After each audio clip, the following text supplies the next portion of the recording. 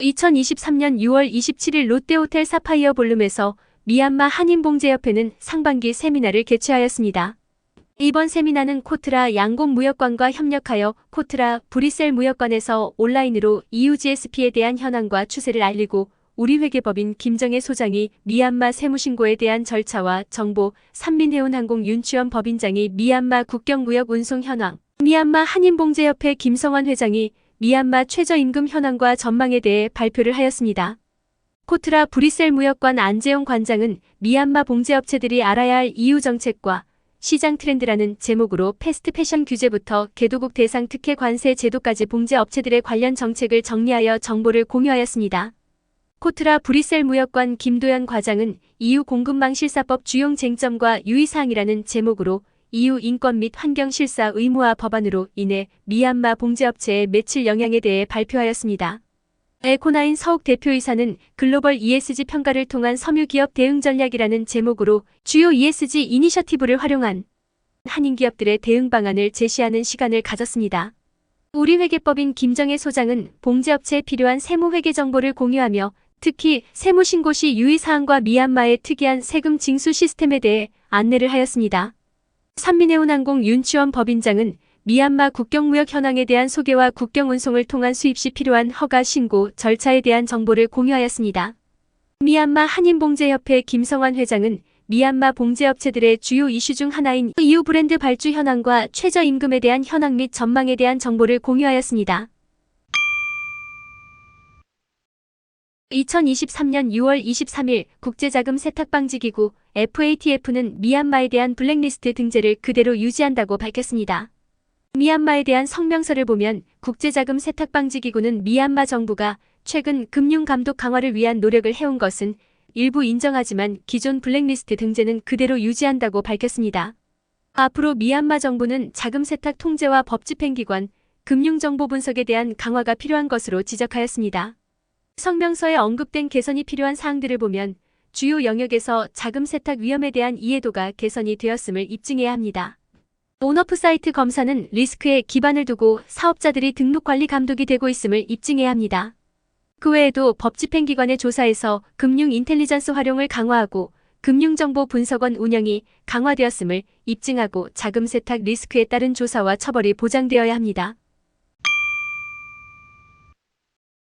미얀마 세계 주요 소수민족 무장단체로 구성이 된 브러더후드 얼라이언스는 성명을 통해 외국인 투자 사업을 방해하거나 외국인 투자업체로부터 돈을 갈취하는 것에 대해서 더 이상 경고 없이 조치를 취할 것이라고 밝혔습니다. 세계 무장단체로 구성이 된 이 연합군은 구체적인 외국인 투자 사업에 대해선 언급하지 않았지만 중국어 성명서도 발표가 된 것으로 볼 때 중국 투자업체와 관련이 있을 것으로 추측하고 있습니다. 또한 본인들의 관할 영토에서 테러리스트의 테러에 대해 맞서 싸울 것이라고 밝혔으나 테러리스트가 어느 진영을 말하는지에 대해선 명확하지 않습니다. 이 연합군들이 활동하는 샨주 북부와 라카인주에서 중국 미얀마 국경을 횡단하여 벵골만까지 연결되는 중국 1대1로 사업 중 철도 사업과 가스파이프 라인이 운영 또는 사업 진행이 되고 있습니다. 네피도 도로교통행정부는 2023년 9월 30일까지 버스를 제외한 모든 차량과 오토바이에 대한 필수 차량 검사를 면제한다고 밝혔습니다. 코로나19 확산 이후 차량 검사는 계속 면제되고 있으며 이에 만료일 전에 차량과 오토바이 갱신을 할 것을 안내하였습니다.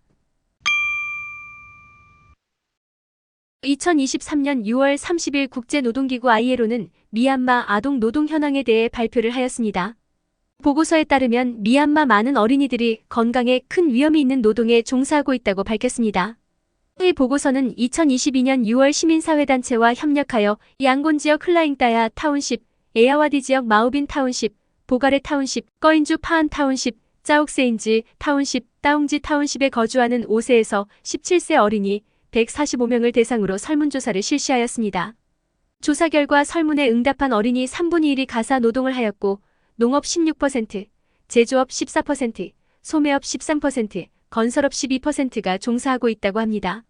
특히 건설업에 종사하는 어린이들은 약 90%가 무거운 짐을 옮기는 작업을 하고 80% 이상이 땡볕에 쉬지 않고 장시간 노동을 하면서 사고와 부상이 많이 발생한 것으로 나타났습니다. 대부분의 고용주들은 성수기 또는 일용직 노동자를 고용하는 영세 중소기업들이라고 하며 어린이들은 성인들과 똑같은 일을 하지만 급여 책정은 제대로 안 되고 있으며 여자인 경우 더 적은 급여를 받고 있다고 합니다.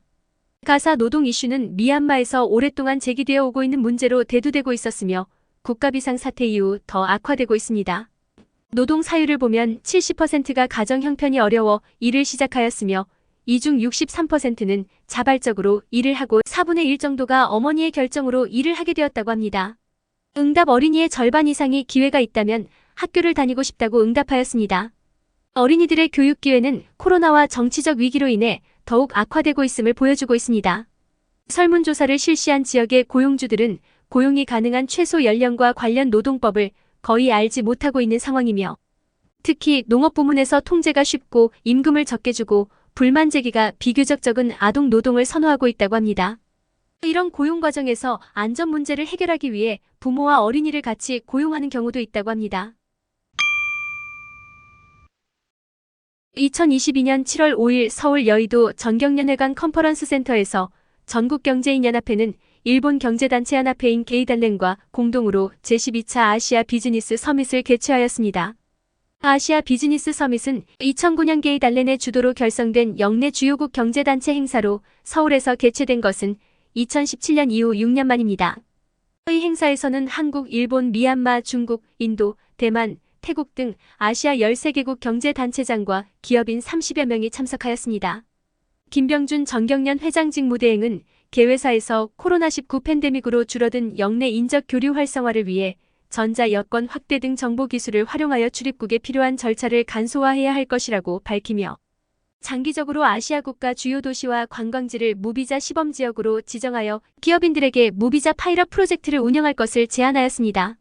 행사에 참석한 아시아 13개 경제단체는 공동성명서를 채택하고 아시아 공동번영을 위한 과제로 상호이해와 신뢰 강화를 위한 인적자원 교류, 탄소 중립 사회로의 이행, 디지털 전환 촉진, 법치 기반 국제경제 질서 재구축, 공급망 안정 확보 측면에서의 상호 협력 확대 등을 제시하였습니다. 미얀마 대표단도 주한 미얀마 대사관이 주선하여 참석하였으며 미얀마 상공회의소 예윈 회장이 이끄는 대표단은 한국식품산업협회 이효율 회장도 만났습니다. 주요 논의된 내용을 보면 한국 미얀마 투자 개선 방안과 미얀마산 농산물 수출 방안에 대해 논의하였으며 2023년 11월에는 미얀마산 농산물 수입을 위한 한국 기업인 대표단도 방문할 예정입니다.